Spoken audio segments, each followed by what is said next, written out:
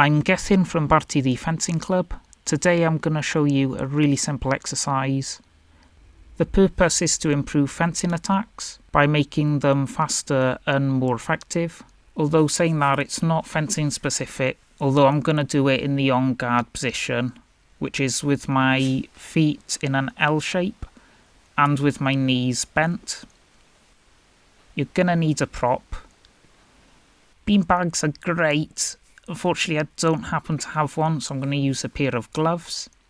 We're going to put the glove on our bicep, flick it, and then try and hold it in our hand.